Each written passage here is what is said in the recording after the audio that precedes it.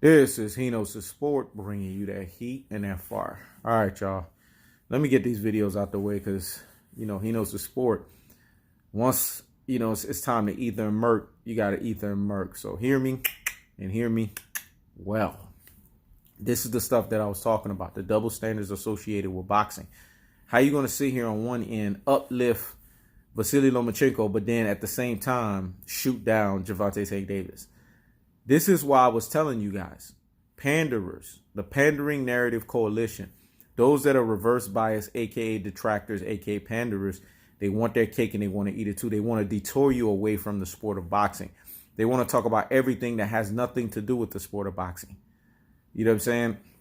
I already had my videos lined up today on what I wanted to talk about. But the He Knows the Sport family is like, He Knows the Sport, man. I want to see if you could come in and keep the foot on the what? On the next. And keep the foot on the what? On the next. And debunk and ether and murk situations. So I normally don't fall for it, the bait. But in this case, I was like, okay, this is not falling for the bait. This is more so the foolery, the tomfoolery. You know what I'm saying? The Uncle Tom, the coonery, the House Negro, the ibuprofens, you know what I'm saying? Those that supposedly are unbiased, but really are biased as you don't know what. I told people when somebody tells you that they're unbiased, run the other way. You come out the womb biased. So how are you unbiased? Don't get me started, man. It's like the separation of what I told you guys.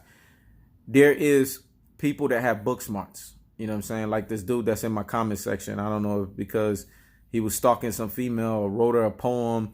She didn't want to pay him no mind, but then now he wants to put the bed bug biting isms on He Knows His Sport as if it was my fault that I did something to mess the situation up. It's not my fault that she saw the separation between a true alpha and a bed bug, you know what I'm saying, beta boy magnet in yourself. That's not my problem. That's an issue that you need to deal systemically with yourself because of your insecurity and your miseries. Now on to the damn video. Gervonta Tank Davis in 12 rounds dropped your Curious Gamboa 3 of those rounds. 3 of those 12 rounds. In the second, in the 8th, and in the 12th. In the second round, he hit the man so hard he broke his Achilles. Literally tore that thing apart, ruptured it. So why is Gervonta Tank Davis not getting credit for that? Never was in any real trouble in the fight. And this is a Gervonta Tank Davis that wasn't his best. This goes to show you how dynamic and how special Gervonta Tank Davis is. He showed you 3 new wrinkles. He showed you he can go 12 rounds. He showed you he can carry his power for 12 rounds. And he showed you poise and patience. Matter of fact, he showed you a 4th. He showed you boxing IQ. And he also showed you that he has mental stamina to endure for 12 rounds and to not sit there and just throw punches. He can actually have enough patience and poise to figure out how to pull counter, folks. I told you, pull countering is for elite athletes. You have to have elite athleticism and explosion. This is what Tank Davis has. That's why I did the community post to show you the face of Vasiliy Lomachenko when he fought a Jorge Linares, when he fought a Jose Pedraza, when he fought the Uber Lyft and, hold up, hey, taxi, Tijuana cab driver fighter in Orlando Salido, the flaming alcoholic that had 12 losses. But ESPN says that he's undefeated, right? This dude left the alcohol store, got into his taxi cab, hold up, hey, taxi. Went into the fight and beat this man on an awkward style. And he got exposed by Luke Campbell. But they say he's Neo from the Matrix. To be Neo from the Matrix, you can't be getting touched up like that. That's what I'm saying. Put these same people in the ring with Tank. Tank is going to, well, tank them. Let me say it again. Tank is going to, well, tank them. So what are we talking about here? Tank ended 2019 on a good note. He gave us a fun fight. It was a fan favorite fight. It went 12 rounds. We got our money's worth. So what are we talking about here? Did Tank miss weight? Yes, I held him accountable for that because he's represented by Mr. Hard Work and Dedication. See, I keep that same energy over here.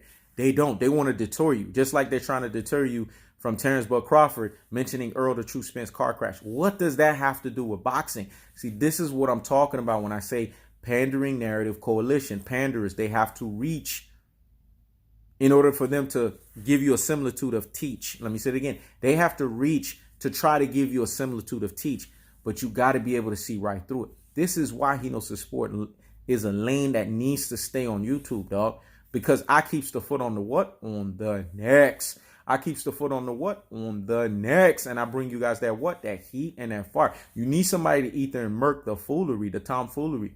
Because these people will dupe you, man. They're high-level dupers. But because I operate in one of my stances of Sun Tzu, I'm 7 steps ahead of these folks. I'm smarter than all of their asses. That's why I can always figure out the bullshit. I can see right through their foolery. And that's why they talk about me each and every single day.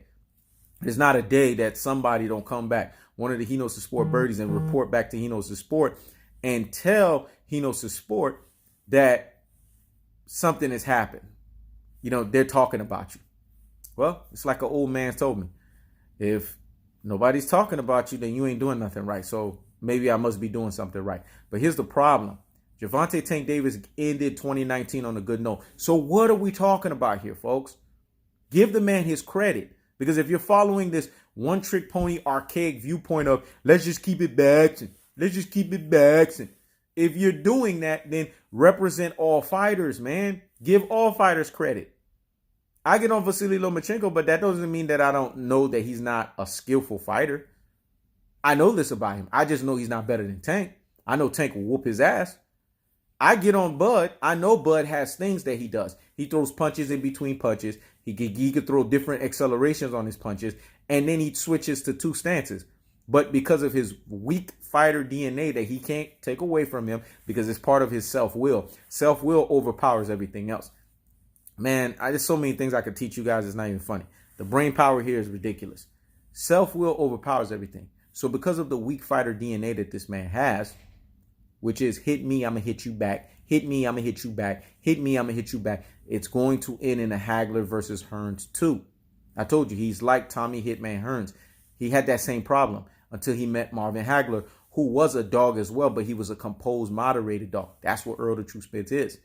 You can't be an excessive dog that wants to basically put everything out in the gate, and then you fight somebody that's a composed dog that knows how to beat you consistently and like the turtle, slow and steady. The slow and steady person is going to whoop you up because they're not doing too much, and they're going to have enough in deep water situation to stop you and punish you. I mean, it's just common sense, man. It's stating the most obvious. And if people understand that and use what we call the true boxing eye test, they could see this. Tank's style is dangerous for Loma because Tank will move too lateral for him. Tank is too fast for him. Tank is too athletic and too explosive. And the Loma Ultra fanboys know this. This is why they criticize Tank. When you see a person is criticized to a certain level, they do this with me. That means the person is doing something right or the person is that damn lethal or dangerous. That's why the level of criticism is of such. Let me say it again. When you see somebody getting criticized the way that they are getting criticized, it's because they're that damn lethal and the criticism is of such. You guys got to see right through the tomfoolery here. Otherwise, they wouldn't criticize Gervonta Tank Davis. If he wasn't special, they wouldn't be talking about him like that. Why is Tank and Loma a super fight? It can't be a super fight if Tank is not what everybody thinks he is. Even Tank's most ardent detractors, his most ardent critics will tell you, man, I don't like Tank, but he's skillful. They'll come out their mouth and admit that because they know what time it is. And they know damn well that Lomachenko will get beat up by Tank. And they were looking for a fight. And they picked the wrong one, Gamboa, to say, oh, he got exposed. They're saying this because they know the danger that Tank poses against Loma. Y'all got to stop being brain full of much and brainwashed dodo heads and see right through the tomfoolery, man. That's why y'all need He Knows the Sport to always keep you on the straight path. Stop letting these folks detour you, man, and detour your mind. That's the problem when you listen to too many people. You end up turning like them. Yeah. Opera singers. Yeah. Opera singers over here. That's what they do. They mess you up. But you got to be smart enough. Just like folks try to come here and try to make sure that He Knows the Sport keeps that same energy, which I always keep that same energy. So it's foolery to try to make me keep that same energy. Y'all need to be doing that to them because they're not keeping the same energy. And they're using masterful duping techniques to dupe you. And you don't even notice this. But He Knows the Sport is smarter than all these fools. That's why I could see the dupery. Y'all got to be smart out here in these boxing streets.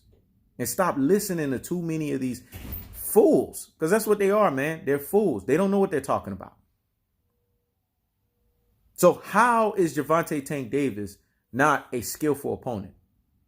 How all of a sudden he got exposed? Come on. Y'all gotta stop the nonsense and y'all gotta stop listening to stuff that just don't make no sense. It's really that simple, folks. This is He Knows the Sport. Checking out.